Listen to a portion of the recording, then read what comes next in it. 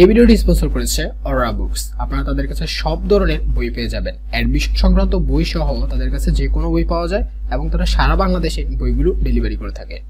আসসালামু আলাইকুম, আশা করি সবাই অনেক অনেক ভালো আছো। ট্রান্সলেশন ফুল কোর্সের ডে 6-এ আজ আমরা জানবো পজিটিভ ভার্বের ব্যবহার সম্পর্কে এবং তার পাশাপাশি আমরা প্রেজেন্ট পার্টিসিপল এবং আরো কিছু জিনিস সম্পর্কে জেনে নিব।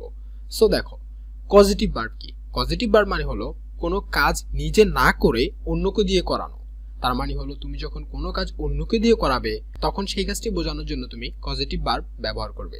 আর পজিটিভ ভার্বে যদি আমরা স্ট্রাকচারটি বলি তাহলে বলতে হবে গেট, হ্যাভ, তারপর ডুয়ার, তারপর ভার্ব 3। এটা হতে পারে অথবা make plus receiver plus verb 1। তো এই জিনিসগুলো আমি যদি একটু ব্যাখ্যা করে বলি, গেট বা হ্যাভ এই দুটোর পরে ডুয়ার মানে হচ্ছে যে কাজটা করায় সে থাকবে, তারপরে ভার্ব 3 হবে। আর মেক থাকলে মেক প্লাস রিসিভার অর্থাৎ যে কাজটা রিসিভ করবে প্লাস ভার্ব 1। সো আমরা যদি একটু এক্সাম্পলগুলো দেখি তাহলে এই জিনিসগুলো আমাদের জন্য আরো বেশি সেন্সিবল হবে। সো প্রথমে দেখো, আমি কাজটি করিয়েছি। সো এই যে আমি কাজটি করিয়েছি, যে কাজটা করিয়েছে তারটা এখানে সাবজেক্ট হবে। সো আমরা যদি এটাকে একটু আমরা ট্রান্সলেট করতে যাই তাহলে যেটা দাঁড়াবে সেটা হলো I have got the work done. এখন দেখো, এখানে আমরা হ্যাভ ইউজ করেছি আর হ্যাভ বা গেট থাকলে আমরা ভার্ব 3 ইউজ করব। এই কারণে আমরা বলছি I have got the work done, মানে আমি কাজটা সম্পূর্ণ করিয়েছি বা আমি কাজটা করিয়েছি। এবার যদি আসো সেকেন্ড এক্সাম্পলটিতে, he can make you do this. He can make you do this. এবার দেখো আমরা এখানে মেক পেলাম। সো আমরা যখন এর আগের বার এই স্ট্রাকচারটা নিয়ে কথা বলেছি সেখানে আমরা বলেছি মেক, তারপরে রিসিভার, তারপরে ভার্ব 1। তার মানে হচ্ছে সে তোমাকে দিয়ে কাজটা করাতে পারে। সো এখানে যে করাতে পারে অর্থাৎ করিয়েছে কে? সে না, কার দ্বারা করানো হয়েছে? সেই ব্যক্তিটি। তো সেই ব্যক্তিটিকে ইউ অর্থাৎ তুমি। সো এই জন্য আমরা বলছি হি ক্যান, আর তারপরে মেক, মেকের পরে আমরা এই রিসিভারের বা যার দ্বারা কাজটি করানো হবে তার নাম দিয়েছি। So he can make you, তারপরে আমরা ভার্ব 1 দিয়েছি এখানে ডু দিস। তো এটার অর্থ কি দাঁড়াবে? সে তোমাকে দিয়ে এটা করাতে পারে। He can make you do this অর্থাৎ সে তোমাকে দিয়ে এটা করাতে পারে। সো আমার মনে হয় আমরা এই স্ট্রাকচারটির মানে বুঝেছি 1 এবং 2 নাম্বার এক্সাম্পলের মাধ্যমে। এবার আসো থার্ড জিনিসে। সো থার্ড এক্সাম্পলটাতে আমরা একটু যদি দেখি, কিছু ভার্ব আছে যা অর্থগতভাবেই পজিটিভ। অর্থাৎ এরকম কিছু ভার্ব আছে যা অর্থগতভাবেই পজিটিভ। যেমন ইট, ইট অর্থ কি? খাওয়া। অন্যদিকে আমি যদি বলি ফিড, ফিড অর্থ খাওয়ানো। সো যখন খাওয়ানো আমি বলছি তার মানে এই কাজটা আমি অন্য কাউকে দিয়ে করাচ্ছি।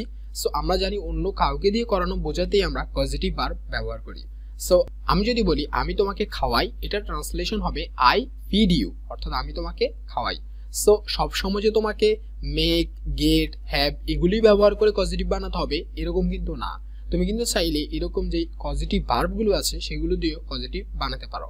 সো মেইন কথাই পজিটিভ নিয়ে বলার একটাই উদ্দেশ্য, সেটা হলো যখন তুমি দেখবে এরকম কোনো কিছু যেখানে তোমাকে কাজটা অন্য কাউকে দিয়ে তুমি করাচ্ছ তখন মেক শিওর তুমি পজিটিভ ভার্ব ব্যবহার করছো। তো পজিটিভ ভার্ব ব্যবহারের সময় তুমি কি করবে?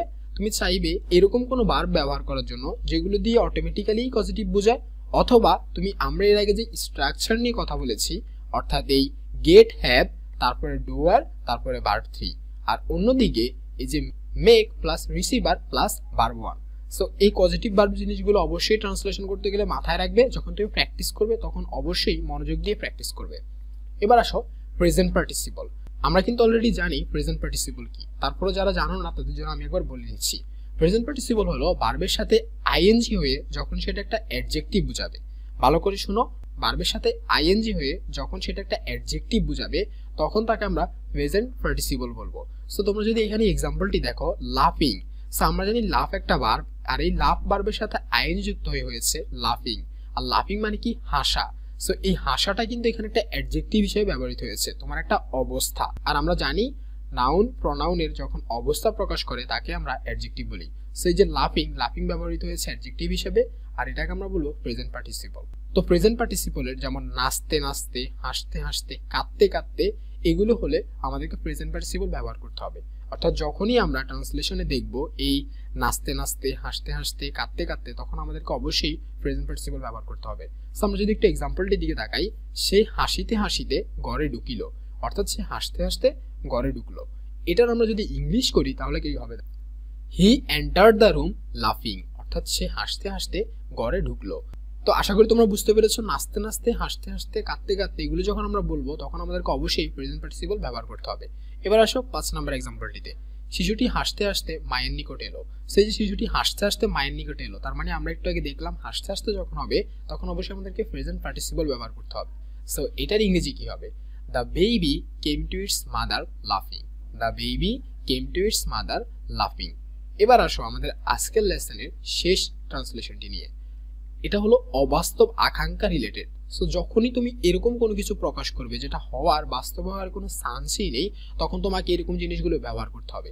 যেমন এই উদাহরণটি যদি তুমি দেখো, আমার যদি পাখির মতো ডানা থাকতো।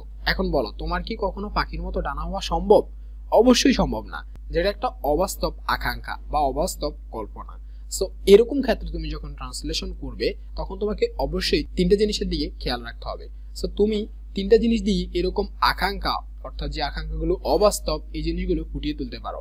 সো এটা either I wish, I were, অর্থাৎ তুমি যদি বলো I wish I were a bird, অর্থাৎ আমি যদি পাখি হতাম। আবার যদি তুমি চাইলে এরকমও করতে পারো, ইফ তারপরে ফার্স্ট তারপরে পারফেক্ট। সো এরকম করে করতে পারো। অন্যদিকে তুমি চাইলে হেডের পরে সাবজেক্ট দিয়েও ব্যবহার করতে পারো। যেমন এখানে আমরা এটা ব্যবহার করেছি, আমার যদি পাখির মতো ডানা থাকতো। So had I the wings of a bird, অর্থাৎ আমার যদি পাখির মতো ডানা থাকতো। আমি আশা করি তোমরা এই 3টা জিনিস নিজেরা মনে রাখবে এবং প্র্যাকটিস করবে। প্র্যাকটিস করলে ইনশাল্লাহ অনেক ভালো করবে। সো এই জিনিসগুলো দেওয়ার মেইন কারণ হলো এটাই যে তুমি যেন এই টেকনিকগুলো মনে রাখো এবং যখন তুমি ট্রান্সলেশন করতে যাবে তখন যেন এই রিলেটেড কোনো ভুল না হয়ে যায়। অর্থাৎ তুমি করে ফেললে তোমার অর্থটাও দাঁড়ালো, কিন্তু এই মাইনর কিছু ভুলের জন্য তুমি নাম্বার পেলে না, তখন কিন্তু অনেক খারাপ লাগবে। সো এই ভিডিও পর্যন্ত আমরা সবগুলো জিনিস টেকনিক নিয়ে আলোচনা করেছি। আগামী ভিডিও থেকে আমরা প্রতিদিন 20 মোস্ট ইম্পর্টেন্ট ট্রান্সলেশন সম্পর্কে জানবো এবং সেগুলো আমরা ভেঙে ভেঙে বোঝার ট্রাই করব। আমি আশা করি আমরা সামনের দিনগুলোতে খুবই এনজয়েবল কিছু লেসন পাবো। সো সেই পর্যন্ত তোমরা সবাই ভালো থাকবে এবং থ্যাংক ইউ এভরিওয়ান এতদিন পর্যন্ত সাপোর্ট দেওয়ার জন্য। আমরা আশা করি আমরা পুরোপুরি কোর্সটাও সম্পূর্ণ করতে পারবো।